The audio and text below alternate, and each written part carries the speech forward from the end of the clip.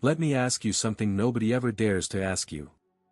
How many times have you stood at the edge of your own breakthrough, and walked away from it yourself? Not because you failed. Not because life stopped you. But because something inside you whispered, you don't deserve this. And you listened. Every single time. You had the plan. You had the vision. You could literally feel the version of yourself that was finally free, finally successful, finally at peace. And then, without any warning, you self-destructed. You picked the distraction. You chose the comfort. You buried the dream, again. And then you called it, not the right time. But here's what nobody told you. That pattern, that invisible force that keeps pulling you back every single time you try to rise, it is not laziness. It is not weakness. It is not your fault in the way you think it is. It is something far older than your conscious mind. Something that was programmed into you before you even knew who you were. And it has been running your life ever since. Right now, somewhere in the back of your mind, you already know what I'm talking about. You felt it. That voice that says, "Who do you think you are?" That feeling that success is for other people. That quiet, devastating belief that no matter how hard you try, you will always end up back here. That is not the truth. That is the trap. And today, right now, in the next few minutes, you are going to see exactly how that trap was built, who built it, and most importantly, how to finally break out of it. This is not motivation. This is not a pep talk. This is the truth about your mind that they never taught you in school, that nobody warned you about, and that changes everything the moment you understand it. Stay with me. This was made for you.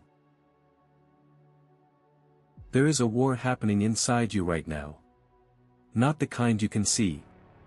Not the kind you can fight with your fists or fix with a plan. It is a silent war, fought in the dark corners of your own mind, every single day, without you even realizing it is happening, and the terrifying part is, you have been losing it for years. Every morning you wake up with intention. You tell yourself today is different. You feel that spark, that tiny, fragile flame of hope that says, maybe this time I'll actually do it. But by noon, something shifts. By evening, the excuses come. And by night, you are lying in the same bed, in the same life, wondering why nothing ever changes. That is not an accident. That is a pattern, and patterns have origins. Here is what science and ancient wisdom both agree on: your mind is not one thing. It is two. There is the conscious mind, the part of you reading these words right now, making goals, dreaming big, choosing to be better. And then there is the subconscious mind, the part that runs everything underneath. The part that was shaped in your childhood, in your pain, in your earliest experiences of fear and rejection and loss. And those two minds are not always working together. Your conscious mind says, "I want to succeed." But your subconscious mind whispers, "Last time you tried, it hurt." Your conscious mind says, "I deserve love." But your subconscious mind replays every moment someone made you feel like you were not enough. Your conscious mind is fighting with everything it has, but it is only 5% of your total mind power. The other 95% is running a program you never chose. Think about the moments you pulled back. Think about the opportunities you let die. Think about the relationships you pushed away, the goals you abandoned, the versions of yourself you buried before they ever got the chance to breathe. You blamed yourself every time. You called yourself weak, undisciplined, broken. But you were not broken. You were running someone else's programming. That programming was written in moments you were too young to understand. It was written the first time someone told you that you were not smart enough. It was written the first time you failed and the world did not comfort you, it judged you. It was written in silence, in shame, in every experience that taught your nervous system, wanting more is dangerous. And your mind believed it. Because back then, it had to. That belief kept you safe once. But now, it is keeping you small. And the longer you let it run unchecked, the longer your dreams stay exactly where they are, just out of reach, just close enough to hurt, just far enough to make you question everything about yourself. But here is the truth that changes everything: a program that was installed can be uninstalled. There was a moment. A specific, real, unforgettable moment in your life, maybe you remember it, maybe you don't, where something shifted inside you forever. It was not dramatic. It did not come with a warning. But in that one moment, your mind made a decision about who you were and what you deserved. And it has been making choices based on that decision ever since. Maybe it was a parent who never said, "I'm proud of you," no matter how hard you tried. Maybe it was a teacher who laughed at your answer in front of the whole class. Maybe it was the first time you opened your heart to someone and they treated it like it meant nothing. These moments seem small from the outside. But to a developing mind, they are earthquakes. They do not just hurt. They teach. And what they teach is this: the world is not safe for the real you. So your mind, in its most brilliant act of survival, built a wall. It created a version of you that was smaller, quieter, more acceptable. A version that did not want too much, did not dream too loudly, did not risk too deeply. It was not weakness. It was the most intelligent thing your mind knew how to do at that age. The tragedy is, you never stopped wearing that armor. You grew up. Your body changed. Your world expanded. But that frightened child inside you, the one who learned that wanting more leads to pain, never got the memo that things were different now. So every time an opportunity appears, that child panics. Every time success gets close, that child pulls the emergency brake. Every time love feels real, that child whispers, "Don't get too comfortable." This always ends badly. That child is not your enemy. That child is just scared. This is what psychologists call the wounded inner child. And spiritual teachers across every tradition have spoken about it for thousands of years, this fragmented part of the self that never healed, never grew, never learned that it was finally safe to come out. It lives in your chest as anxiety. It lives in your throat as the words you never say. It lives in your habits as the self-destruction you cannot explain. It is not a flaw. It is a wound that was never treated. And here is what breaks people the most: they spend their entire adult lives punishing themselves for a pain they did not cause. They go to war with their own reflection. They hate themselves for being stuck, for being afraid, for repeating the same cycles.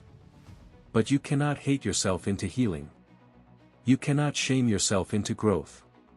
You can only begin when you finally understand what actually happened to you. Because the moment you stop seeing yourself as broken, and start seeing yourself as someone who was hurt and survived, everything changes. The shame dissolves. The self-war ends. And for the first time, you stop asking, "What is wrong with me?" and start asking the question that actually sets you free. What happened to me, and how do I finally heal it? Here is something that will stop you in your tracks. The chains that are holding you back right now, you put them on yourself. Not out of weakness. Not out of stupidity. But because at some point in your life, those chains felt like protection. They felt like safety. They felt like the only thing standing between you and more pain. And now you have worn them so long, you forgot they were even there. Think about the beliefs you carry about yourself every single day.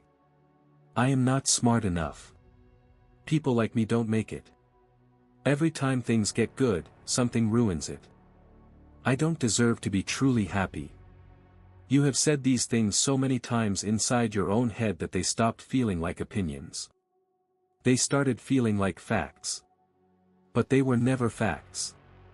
They were just stories, told to you by pain. And here is the cruelest part of how the mind works.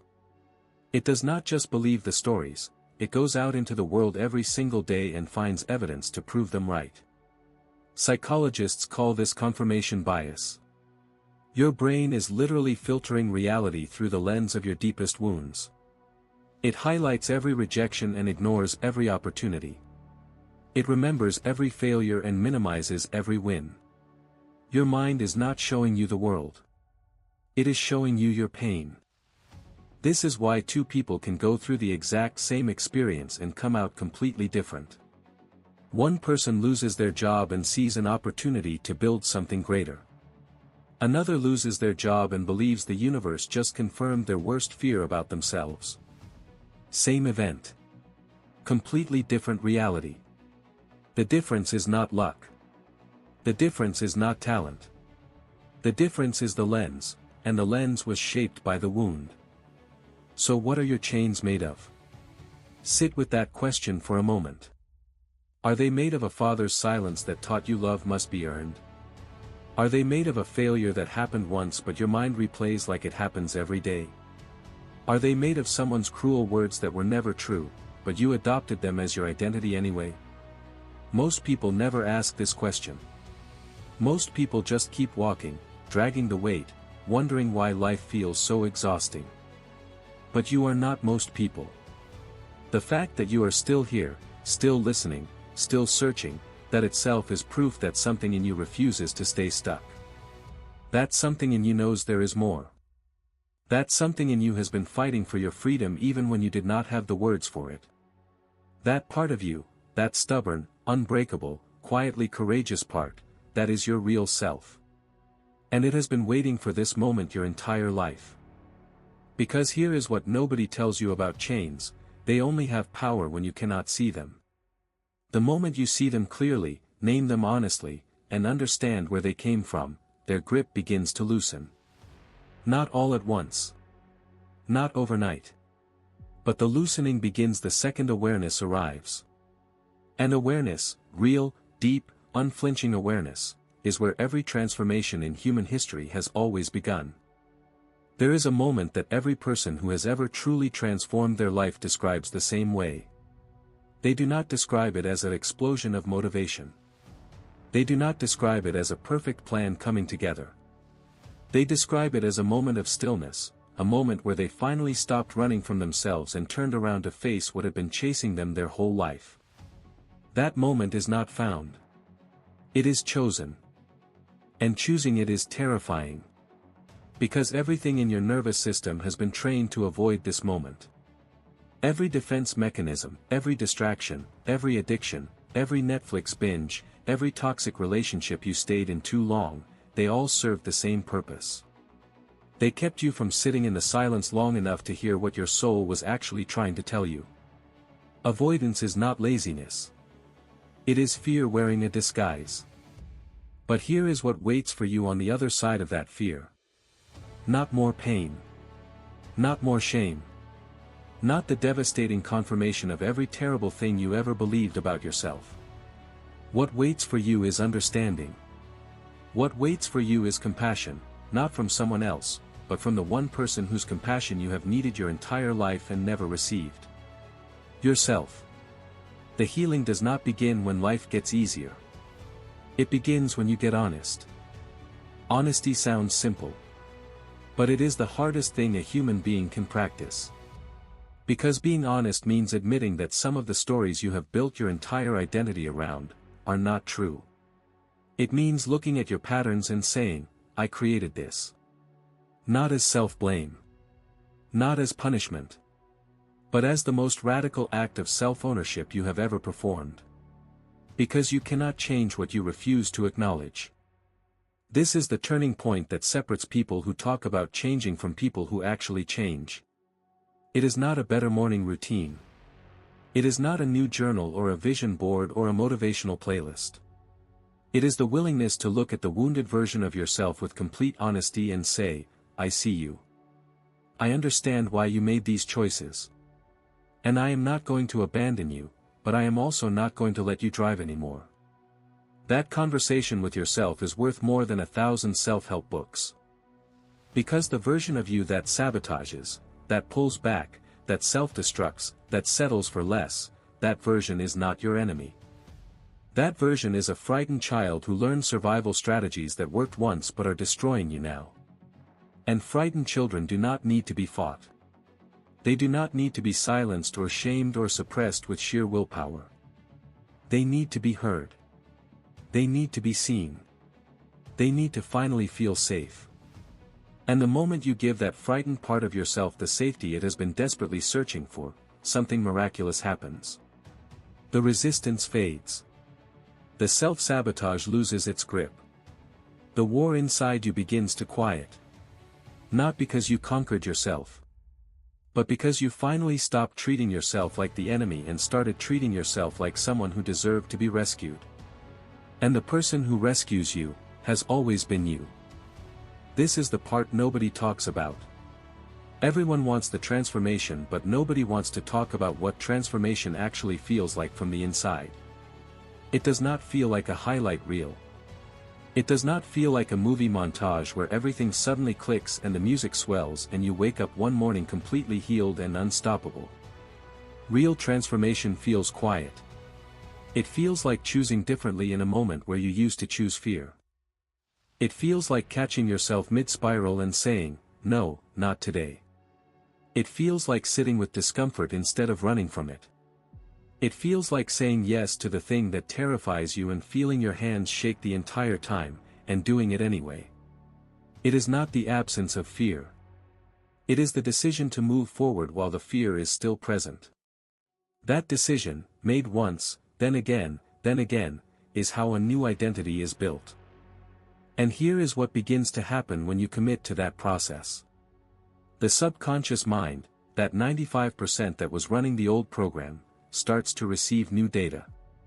Every time you act from courage instead of fear, you send it a new message. Every time you keep a promise to yourself, you rebuild the trust that years of self-sabotage destroyed. Every time you choose growth over comfort, the old wiring begins to loosen and new neural pathways begin to form. Your brain is not fixed. Your story is not finished. Your identity is not permanent.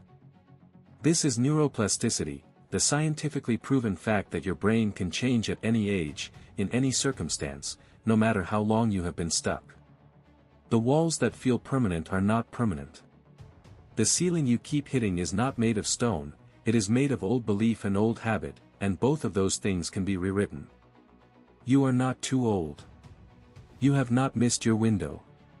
The fact that you are breathing right now means your story still has pages left to be written. And the pen, for the first time, is fully in your hand. But transformation requires one thing above everything else. It requires you to grieve the version of yourself you are leaving behind. Because that version, the one who played small, who hid, who settled, who self-sabotaged, that version kept you alive through some of the hardest moments of your life. You cannot just discard it with contempt. You have to honor it, thank it, and then lovingly tell it that its job is done. You survived. And now, it is finally time to live. So here is what I need you to do right now. Not tomorrow. Not after you feel ready, because that feeling will never come on its own. Right now, in this moment, I need you to make one decision. Not to fix everything. Not to become a completely new person overnight. Just one decision, to stop being at war with yourself. To look at your reflection tonight and say, I am not broken. I was hurt. And I am healing.